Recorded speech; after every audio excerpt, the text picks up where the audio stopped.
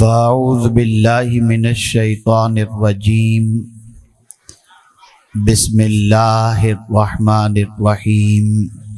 ایک حدیث شریف میں آپ کی سماعتوں کے حوالے کر دوں کہ وہ بندہ جو مرنے کے بعد بھی زندہ رہتا ہے وہ کون سا کام ہے جس کی وجہ سے آدمی مر بھی جائے پھر بھی زندہ ہے۔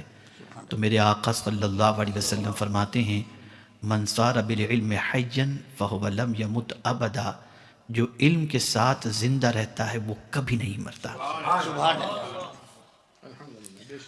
اب آئیے میں تھوڑا سا سمجھاؤں،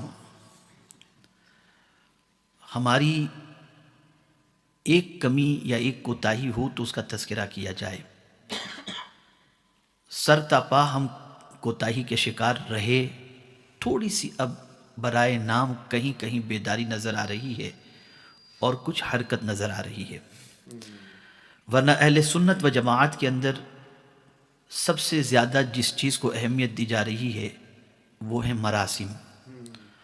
رسومات کو اتنی اہمیت اور پرائرٹی دی جا رہی ہے کہ اصل اور روح سے رشتہ ہمارا ٹوٹ گیا، بلکہ ہماری پہچان بھی مراسم بن گئی، یہ ہماری آئیڈینٹی بن گئی۔ جہاں ڈھول باجا گاجا تماشا یہ وہ ساری چیزیں ہوں تو آدمی کہتا ہے بس یہ سنی ہوگا۔ یہ مراسم ہماری پہچان بن گئی۔ ہماری پہچان کیا تھی؟ ماضی اٹھا کر دیکھیے، تاریخ اٹھا کر دیکھیے، ہماری آئیڈینٹی کیا تھی۔ دنیا کی بہت ساری قومیں اپنی علمی تشنگی کو بجھانے کے لیے مسلمانوں کے ادارے اور مسلمانوں کی تعلیم گاہوں کے دروازے پر دستک دیتے اور وہاں آ کر اپنی علمی پیاس کو بجھاتے اور علم کے ذریعے وہ دنیا کے اندر اپنا مقام بنانے کی کوشش کرتے۔ اب میں نے جس حدیث کی تلاوت کا شرف حاصل کیا اس کی روشنی میں مراسم کو تھوڑا سا دیکھیں اور اصل سے ہماری عدم توجہی کو دیکھیں۔ آقا کریم صلی اللہ علیہ وسلم ارشاد فرماتے ہیں کہ میں کیوں اس دنیا میں کیا بنا کر بھیجا گیا، کس کام کے لیے بھیجا گیا؟ تو رسول اعظم صلی اللہ علیہ وسلم نے فرمایا بعثت معلما، میں معلم بنا کر اس دنیا میں مبعوث کیا گیا، ایجوکیشن دینے کے لیے۔ آج آپ دیکھیں کتنے مسلمان پوری دنیا میں رسول اعظم صلی اللہ علیہ وسلم کے ماننے والے ایسے ملیں گے آپ کو جو حضور صلی اللہ علیہ وسلم کی آمد کے مقصد کو پیش نظر رکھے ہوں۔ ہم نے کیا سمجھا کہ آقا کریم صلی اللہ علیہ وسلم کی آمد کی خوشی ہم کس طریقے سے مناتے ہیں؟ تو جھنڈے لگا کر، کمکمے لگا کر۔ میں یہ نہیں کہتا کہ یہ ناجائز ہے، یہ ضرور کریں، ضرور کریں، لیکن رسول اعظم صلی اللہ علیہ وسلم اس لیے مبعوث نہیں ہوئے تھے کہ ان کے نام کے صرف جھنڈے لگائے جائیں اور یونیورسٹی اور اسکول وغیرہ قائم نہ کیا جائے، بلکہ اگر مسلمان رسول اعظم کی اس حدیث کو پیش نظر رکھتا اور ہر محلے والے یہ عزم کرتے کہ حضور تعلیم دینے کے لیے پیدا ہوئے اور تشریف لائے، ہم ہر سال ایک ادارہ قائم کریں گے، تو آج پوری دنیا سے رسول اعظم کی آمد کے مقصد کے حوالے سے ڈنکے بھی بجتے اور آج مسلمانوں سے جہالت کا خاتمہ ہو جاتا۔ لیکن ہم نے اس کو نہیں سمجھا۔ ہم رسومات، جو چیز ہمارے نفس کو اچھی لگتی ہے ہم وہی کرتے ہیں، جو چیز تھوڑی سی تکلیف والی ہو نہیں یہ ہمارے بس کی بات نہیں۔ ہماری ساری چیزیں رسموں میں گر گئیں اور ان رسموں کی وجہ سے آج ہماری پہچان جہالت بن گئی۔ اور جہالت کتنی، میں عرض کروں گا تو آپ کی عقل دنگ رہ جائے گی۔ کتنی جہالت، اتنی جہالت کہ میں بولٹن کے مسلمانوں کے حوالے سے اسپیشل سنی، اگر سارے سنی کو ایک جگہ پر جمع کر کے میں کھڑا کروں سب کو اور کہوں آپ میں سے کتنے لوگ تجوید کے ساتھ قرآن پڑھنا جانتے ہیں، تو میں آپ کو یقین کے ساتھ کہہ سکتا ہوں کہ مور دین 90% لوگ قرآن پڑھنا نہیں جانتے۔ یہ ہے ہماری جہالت۔ جس قرآن کے پڑھے بغیر ہماری نماز نہیں ہوتی، آپ مجھے بتائیے ہماری جہالت کی پوزیشن ہے۔ کیوں؟ ہم رسومات میں گر گئے۔ کہنے والے نے تو کہا رہ گئی رسم اذان روح بلالی نہ رہی، میں تو یہ کہتا ہوں کہ ہر چیز رسم رہ گئی، صرف اذان ہی رسم نہیں رہ گئی، ہر چیز رسم رہ گئی۔ ہماری غفلت کا یہ نتیجہ ہے کہ آج ہماری پہچان، ہماری آئیڈینٹی پوری دنیا کے اندر ایک جاہل قوم کی حیثیت سے بن چکی ہے۔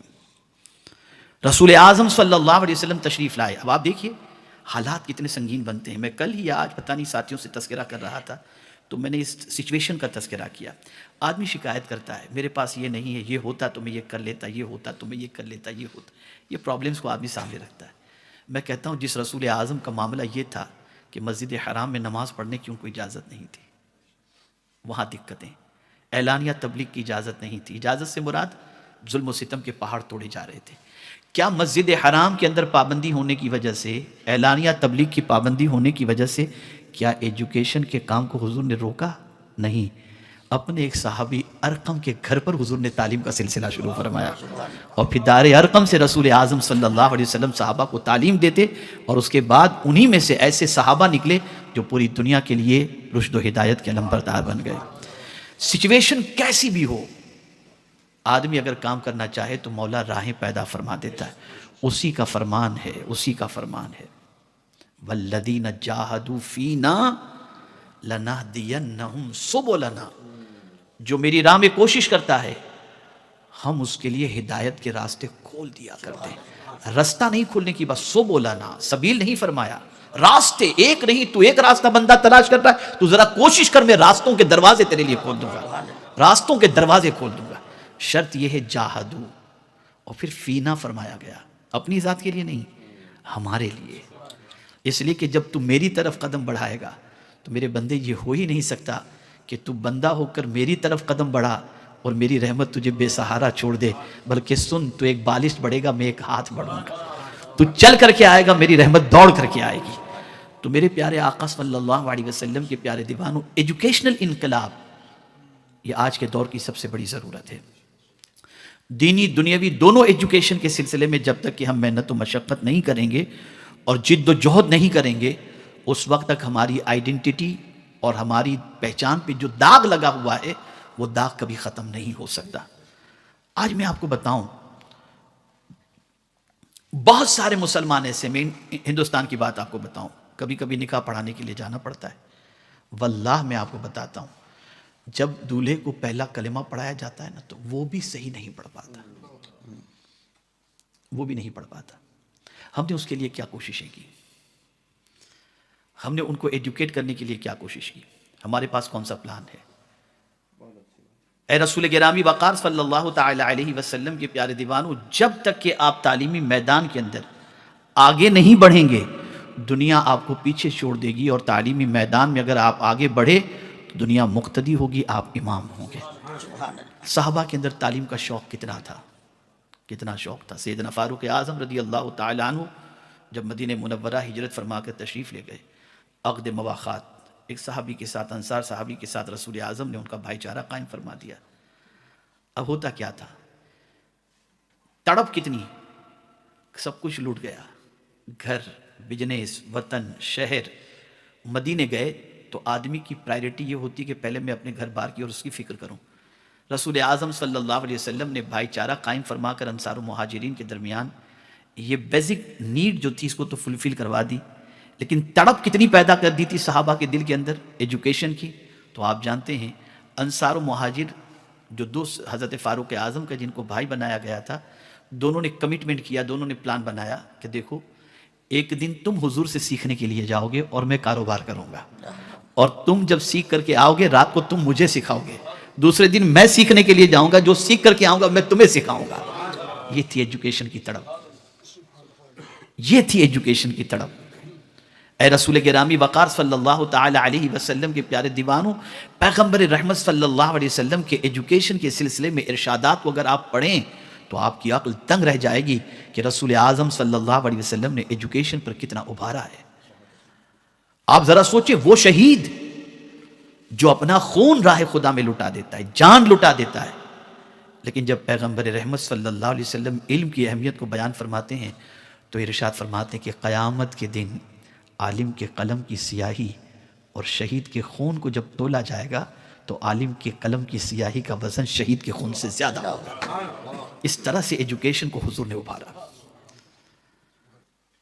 اے رسول گرامی وقار صلی اللہ تعالی علیہ وسلم کے پیارے دیوانوں، جب تک کہ ہمارے اندر ایجوکیشن کے سلسلے میں کام کرنے کا جذبہ پیدا نہیں ہوگا اور ہم اپنی توانائی کو ایجوکیشن کے پیچھے خرچ نہیں کریں گے، اپنے سرمایہ کو خرچ نہیں کریں گے، میں یقین کے ساتھ کہتا ہوں ہماری قوم اٹھ نہیں سکے گی. یہ طے شدہ بات ہے. اور قوم کے پوری دنیا کے اندر ایسے لوگوں کی ضرورت ہوتی ہے جو جھاڑو لگانے والے ہوں، جو ہیلپر ہوں، جو مزدور ہوں. اور دنیا اس وقت یہی چاہ رہی ہے کہ مسلمانوں کو اسی کیٹیگری میں رکھا جائے.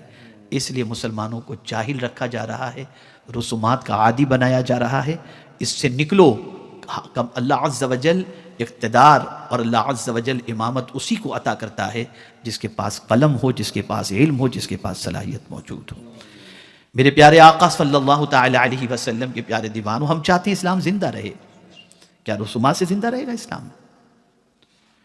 رسومات سے اسلام زندہ رہے گا؟ نہیں. پوچھئے آقا کریم صلی اللہ علیہ وسلم سے، یا رسول اللہ صلی اللہ علیہ وسلم، ہم اسلام کو زندہ دیکھنا چاہتے ہیں، وہ کون سی چیز ہے جو اسلام کو زندگی عطا کر سکتی ہے؟ تو پیغمبر رحمت صلی اللہ علیہ وسلم نے فرمایا، العلم حیات الاسلام. علم اسلام کی زندگی ہے. دنیا اگر اس وقت مسلمانوں کو جاہل رکھنے کا پروگرام بنائی ہے اور اس کے پیچھے کوشش کر رہی ہے تو وجہ سب سے بڑی یہ ہے کہ اسلام زندہ نہ رہے. اس لیے کہ اگر علم اس مسلمانوں کے پاس آ گیا تو علم کی وجہ سے اسلام زندہ ہوگا. میرے پیارے آقا صلی اللہ تعالی علیہ وسلم کے پیارے دیوانوں، آپ ذرا دیکھیں تقریباً اولیاء کی زندگی کا جائزہ لیں. آقا کریم صلی اللہ علیہ وسلم کے بعد صحابہ، سب سے پہلے حضور صلی اللہ علیہ وسلم نے ایجوکیشنل انقلاب کے لیے کس طریقے کا پروگرام بنایا اسے آپ دیکھیں. اور روز پڑھ کر آنے والے اور جانے والوں کا بھی اہتمام، بورڈنگ کا بھی انتظام، فری تعلیم کے ساتھ ساتھ بچیوں کی تعلیم کا انتظام، یہ سرکار صلی اللہ علیہ وسلم نے سب کچھ کیا.